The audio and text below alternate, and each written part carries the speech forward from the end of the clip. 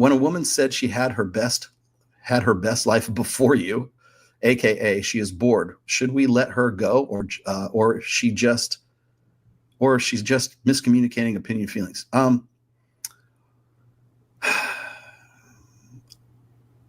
Let her go. I'm just gonna, like, when I get questions like this, it's like, should we just let her go, or should we try to just let her vent and then, you know, move on from there? No, there's definitely a sentiment there. There's a like, you know, like whenever you tell a joke, when a comedian tells a joke, there's a kernel of truth in that joke. It's the same thing. There's a kernel of truth in her venting. There's a reason why she is. Let her go. Let her fucking just do with it, right?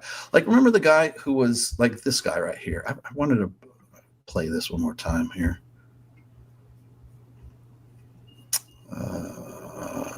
Not that one. It was this one.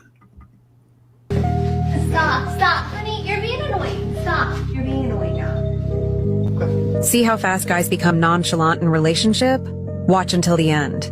Okay, this is agitprop. This is meant to provoke a reaction from guys. Okay, I get it.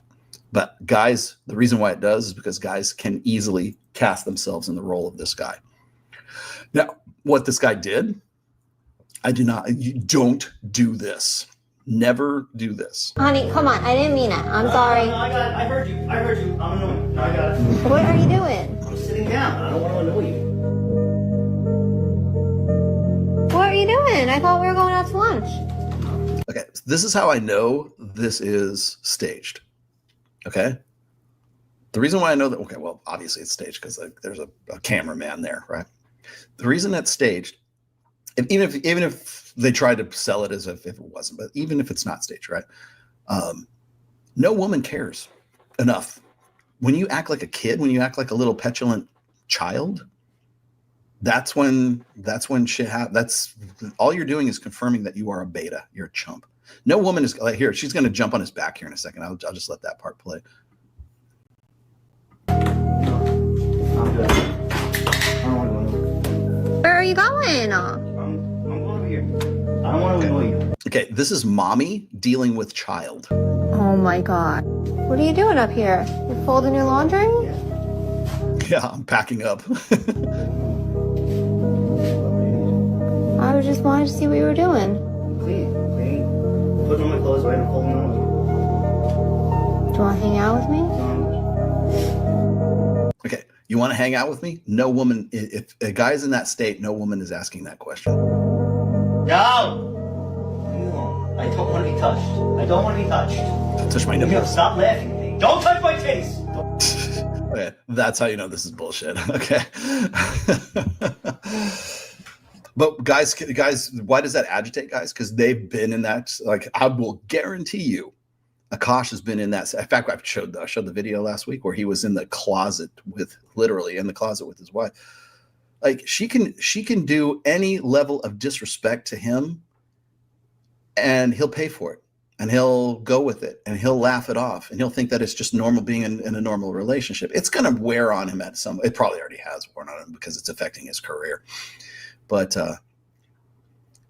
no woman is going to try to make that kind of effort to, oh, I'm sorry, I guess I fucked up. No, that doesn't happen. You'll go upstairs and fold your clothes. She won't come up there. You'll go and have your food. She won't care. She doesn't care about that. You're being a fucking kid. You're just being a little child about the whole thing.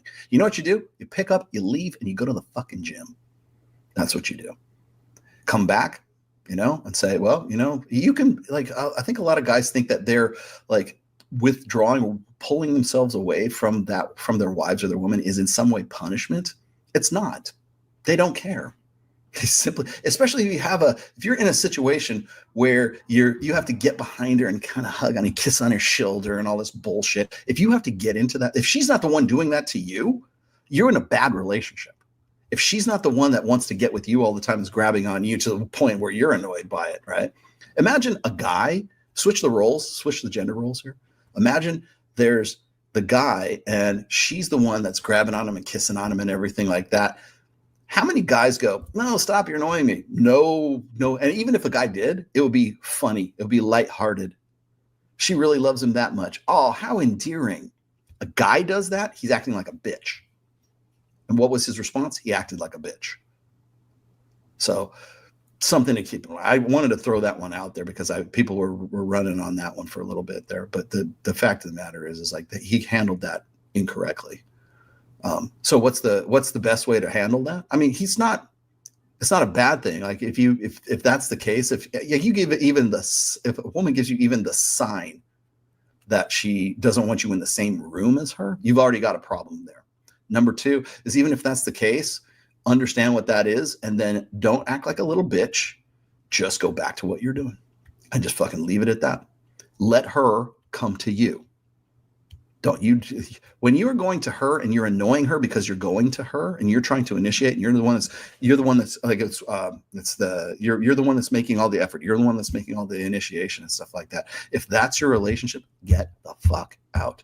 Akash, get the fuck out. If she's not the one that's coming to you, get the fuck out. You already fucked up. It's already over. That's the thing that gets me, is like I see all of these yeah, exactly, situational awareness. You're 100% correct. You need to be aware of this. Like I've talked about situational, it's in my was it Player's Handbook. I talked about like being situationally aware when you're in a club, when you're in a social setting, when you're trying to actually, run game of some sorts. It's good. You have to understand the environment and the conditions in that environment, but also that's not just about being in a club. It also applies to your marriage. People wonder why, well, Rollo, I wouldn't want to game all the time. When do you stop gaming? And the answer is never. And that's a good thing, because you can use all the skills that you learn from like being single and being red pill aware and learning game. All of those still apply when you're in a marriage. They don't go away. Women's nature doesn't change just because you fucking put a ring on a finger. That doesn't happen. Bear that in mind. You want her to want you. That's the ideal situation. I think Royce in somebody come in.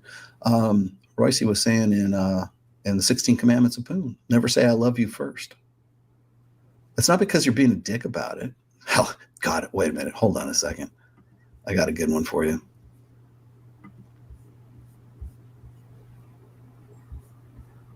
There you go. That I love you first. Cute, sentimental piano music. I'm not sure. It's been a while since I've been in that situation. Courage is the willingness to show up and be all in when you cannot predict the outcome. Courage is saying I love you first. Which sex do you think says I love you first? Men or women? Right. Mm-hmm. And have you ever buried someone you loved? No. Like I lost my mom 2 years ago. Like my kids, it's like having your heart live outside of your body. Like to love is to be vulnerable, because it's to risk grief and losing. Belonging is vulnerable. We're neurobiologically hardwired to be in connection with other people. And in the absence of connection, there's always suffering. To me, connection is the ability to be in a relationship where we can both give and receive, where we feel seen, heard, believed, valued. If you're doing things in your life, in your work, and there's no risk, no uncertainty, and no exposure, then they're not brave. If you know how it's going to end, that is not courage. There you go. Men are the ones who will say, I love you first, because because once again, just look at it from like law of averages. 80% of guys are invisible. When those 80%, or even the 20% guys, right? When those guys get into a situation where they're finally getting their dick sucked and they're finally having some sort of intimate relation with a woman, it is in their best interests to declare love before the woman does. Because those guys don't know when their next fucking meal is going to be, right? They don't know. They want to lock down that chick because they have such a lack of opportunities that's what they have to do.